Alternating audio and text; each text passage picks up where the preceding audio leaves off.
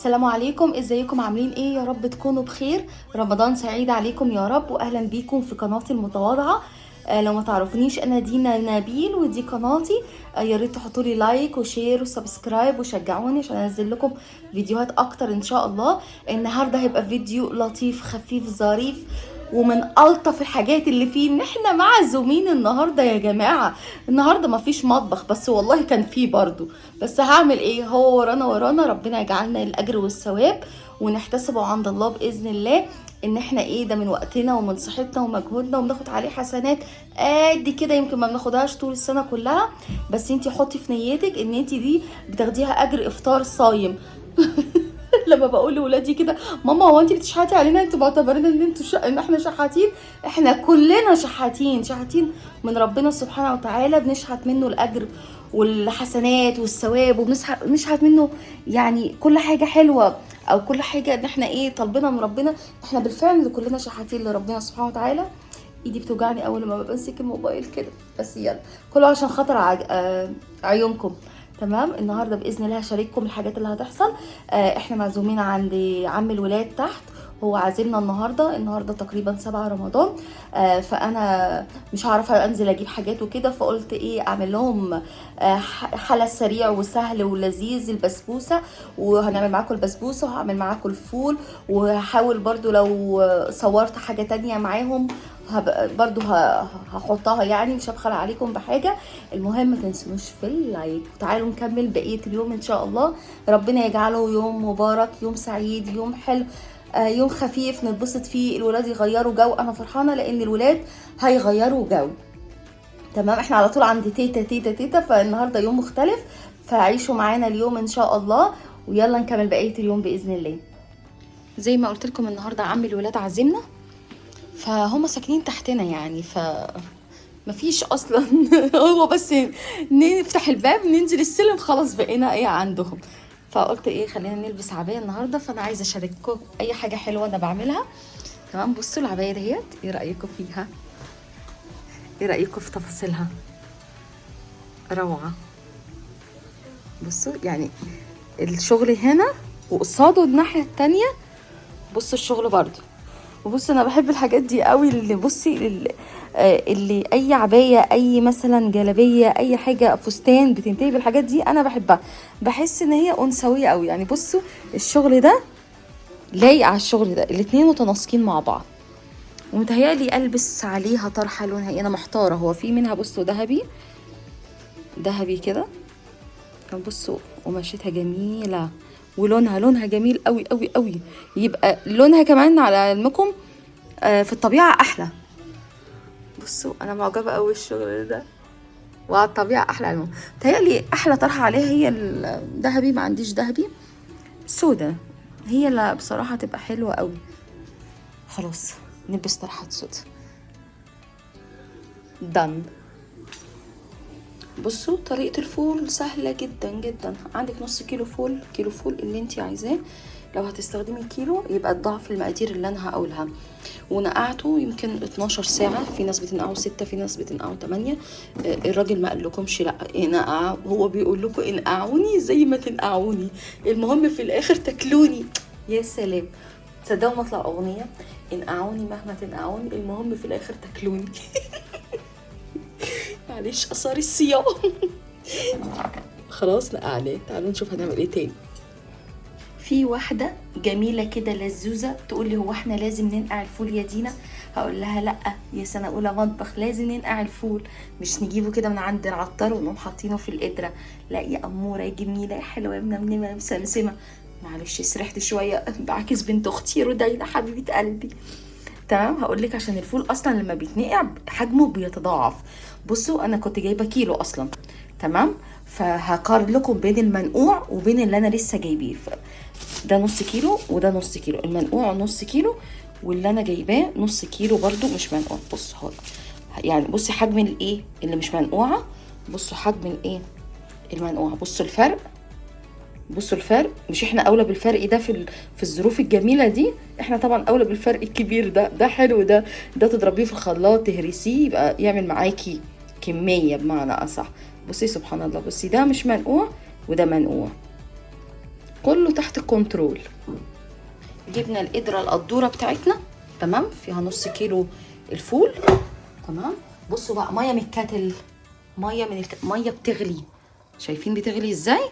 تمام. بسم الله الرحمن الرحيم. احمد جوزي عمال يتصل، ممكن يا احمد تستنى شويه بس اخلص الفيديو ده او اخلص اللقطه دي، تمام. عندنا ايه الباقي؟ معلقتين عسل، عسل، ربنا يجعل ايامنا كلها عسل يا رب.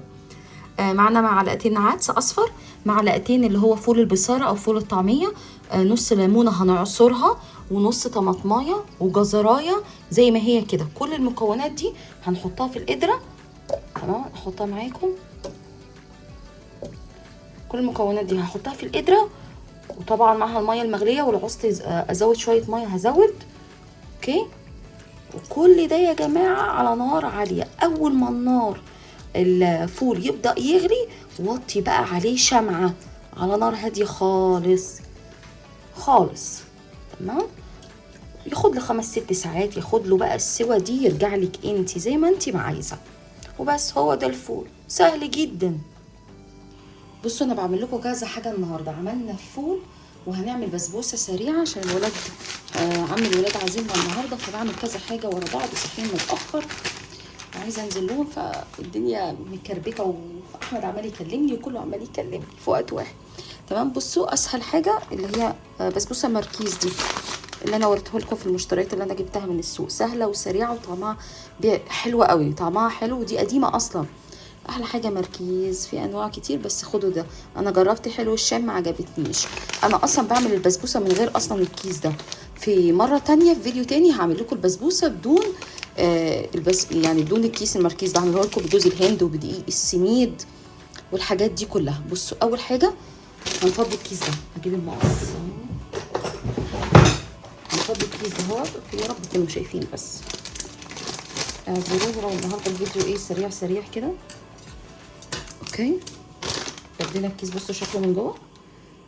هو دقيق سميد وتقريبا جوز هند او سكر، حاجات بقى تانية انا بقول على اجتهادي بقى اللي انا عارفاه كده. خلاص هنحط معلقه صغيره بيكنج باودر، معلقه صغيره. انا بجيب البيكنج باودر ده على طول وبحطه في التلاجة يقعد معايا، عشان ايه ما تزنقش. انا بحب الحاجه تبقى في بيتي. ادي نص، قصدي معلقه صغيره بيكنج باودر، اوكي.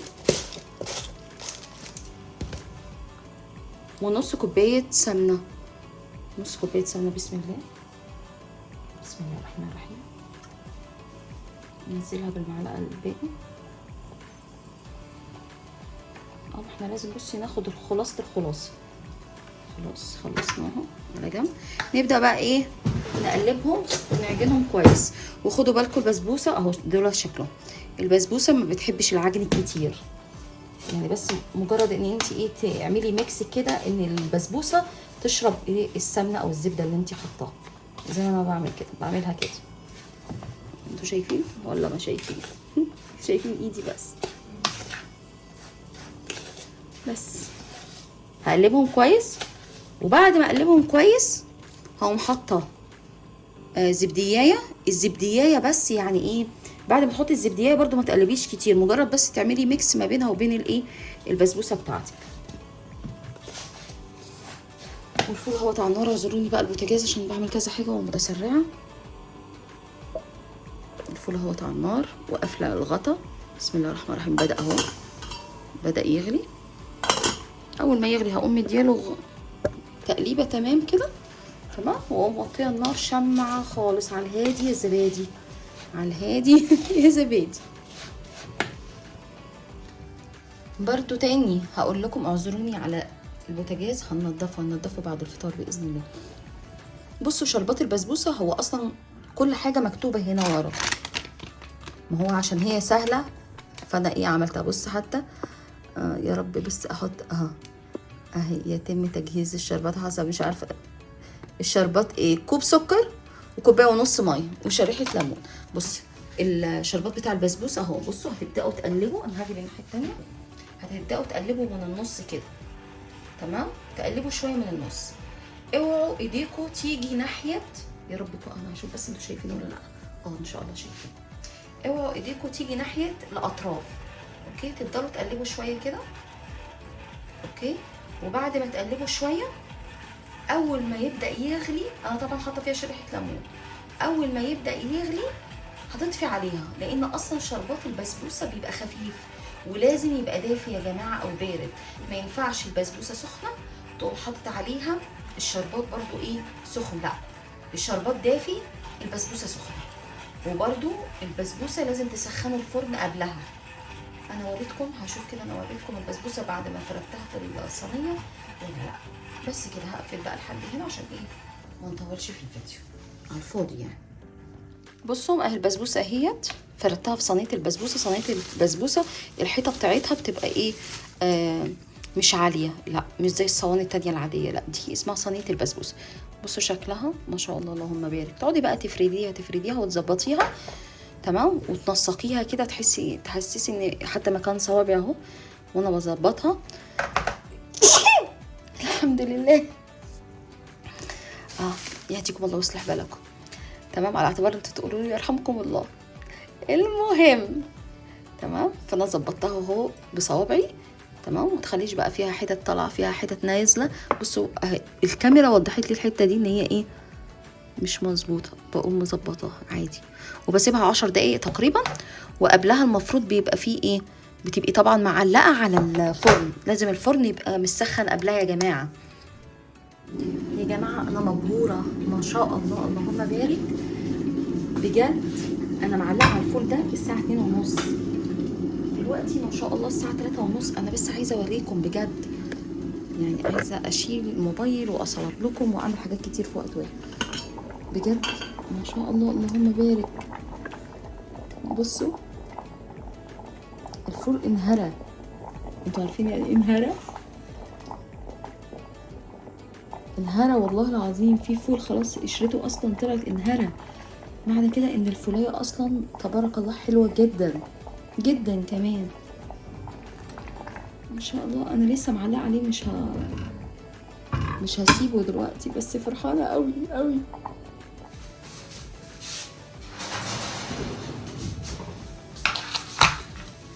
بصوا حلو لونها قوي كده تمام اهو. ابعد شويه اهو، خلاص خرجت من الفرن.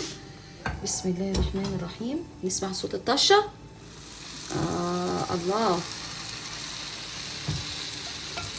بس الشربات بتاع البسبوسه يا جماعه زي الميه بالسكر بالظبط.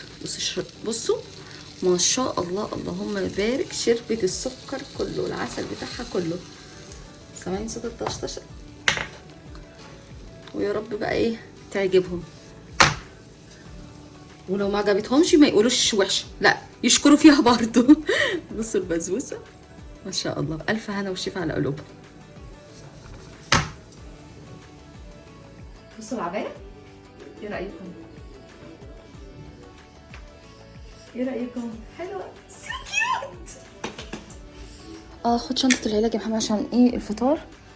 قفلت الغاز صح؟ طب شوف كده هات الصينية لحسن توقعها. لا لا لا لا، هات ثواني. بيعمل حاجات غريبة. بصوا الزينة الجميلة، بصوا ايه رأيكم؟ الف لكم كده لفة بسيطة، هوريكم ده كمان الجزء ده.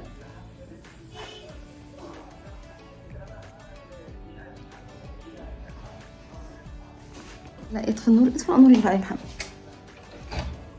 الشقة شكلها جميل قوي يا النور ماطي. ولع نور السلم يا بابا. انت خدت مفتاح الشقة صح؟ ايه؟ الصواريخ مدمرة الدنيا. بعد الفطار دي فرقعوا صواريخ. احنا قفلنا الموتور صح؟ يلا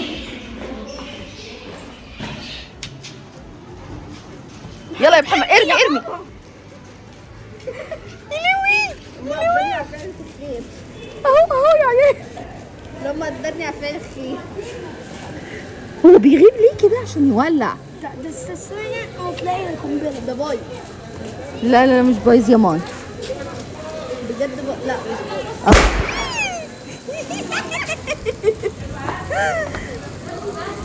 يلا يا بابا فرقع. يلا يا فرقع، ارمي. هو فين يا محمد؟ ما فرقعش.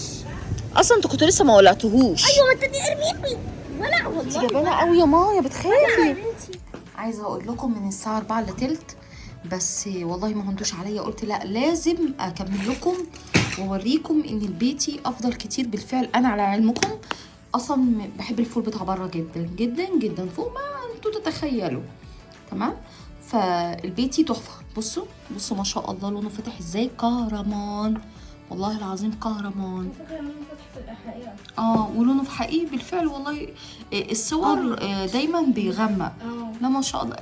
اتسحر حبيبي اتسحر، مالكش دعوه بيه، انا خدت الطبق ده. يلا ما شاء الله. بس انا بحب اضربه في الخلاط. بصوا بحب اهمكه كده في الخلاط، طبعا مع ليمون، مع ملح، مع كمون، مع حبه خل. لو عندك مثلا مخلل ليمون ممكن تاخدي الصوص بتاع المخلل ده وتحطي عليه، بيبقى تحفه. بس احنا طبعا عشان هنبقى صايمين فما ينفعش نعمل حاجه زي كده عشان هنعطش. جبنه اوريهم الجبنه، مفيش مشكله. معانا ادي الجبنه. تعالوا تسحروا معانا بقى واعملوه في البيت، لحسن بتاع الفول يبقى مقفول، يبقى تلاقيه في بيتك. ودوسوا اللايك وسبسكرايب ما تنسونيش ان شاء الله يا محمد.